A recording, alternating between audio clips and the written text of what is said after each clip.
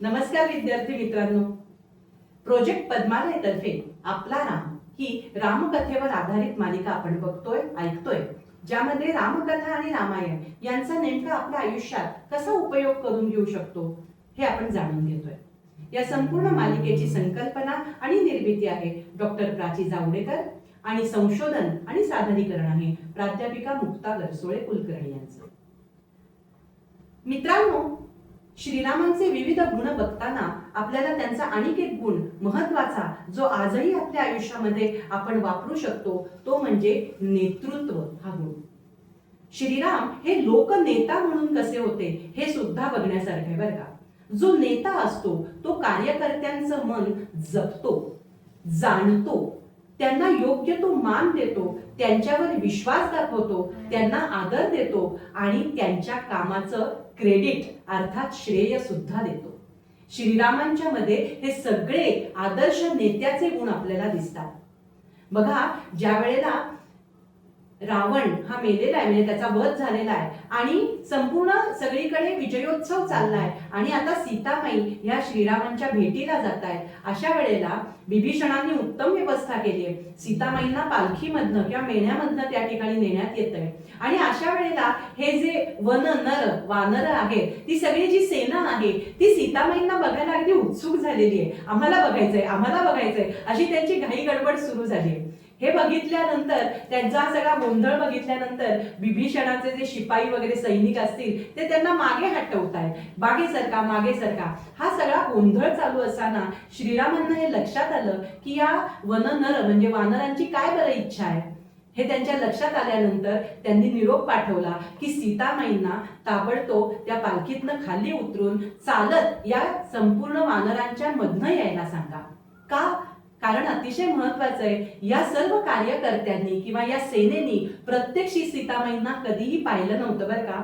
तरी सुद्धा त्यांच्यासाठी प्राण द्यायला, युद्धामध्ये प्राण द्यायला ते तयार झाले. त्यामुळे त्यांचं दर्शन घ्यायचं म्हणजे सीतामाईंचं दर्शन घ्यायचा पहिला अधिकार त्यांना आहे. त्यांना ते जरूर घेऊ देत आणि म्हणूनच सीतामाईंना त्यांच्या मधून चालत येऊ देत.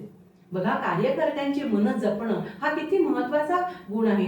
आपण एखाद्या ऑफिसमध्ये असतो, कार्यालयामध्ये असतो, एखाद्या संघटनेमध्ये असतो, तिथले सुद्धा अनेक लोक तिथे काम करत असतात. त्यांच्यावर एक बॉस असतो किंवा त्यांच्याकडनं कामं करून घेणारा एक कोणीतरी असतो. त्यांनी सुद्धा ही लक्षात ठेवण्यासारखे गुण आहेत. आता ज्या वेळेला हे सगळेजण अयोध्येला परत गेलेले त्यावेळेला प्रत्येकाला म्हणजे सुग्रीव असेल, विभीषण असेल किंवा तो नावाडी केवट असेल, या सगळ्यांना त्यांनी अयोध्येला नेलंय. हनुमंतांना सुद्धा परत अयोध्येला नेलंय. जे काय कार्यकर्ते आहेत त्या सर्वांना त्यांचं योग्य ते क्रेडिट दिलंय, श्रेय दिलंय, त्यांचा आदर सत्कार यथायोग्य असा केलेला आहे आणि माझं हे यश हे एकट्याचं नसून या सर्वांचं आहे असे वारंवार उल्लेख श्रीरामांनी केलेले आपल्याला दिसतात.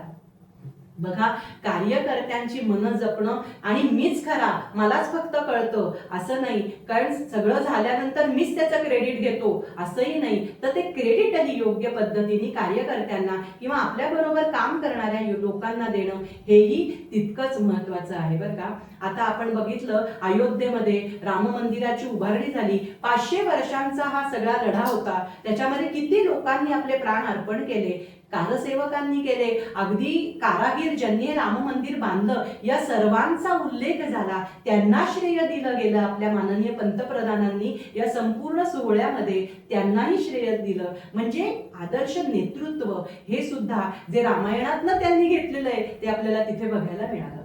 त्यामुळे रामकथा किंवा रामायण ही गोष्ट ही नुसती गोष्ट म्हणून ऐकायची नाही. विद्यार्थी मित्रांनो, तुम्ही आजकालच्या जगामध्ये नेहमी शब्द ऐकता अप्लाइड आर्ट्स, अप्लाइड सायन्सेस. म्हणजे काय, तर त्याचा वापर प्रत्यक्ष जीवनात करता येतो. मला असं नेहमी वाटतं की रामायण किंवा रामकथा ही अप्लाइड स्टोरी आहे. अप्लाइड स्टोरी म्हणजे काय, तर मी माझ्या आयुष्यामध्ये, माझ्या जीवनामध्ये याचा वापर हा करू शकले तर खरं ती वाचल्याचा फायदा आहे.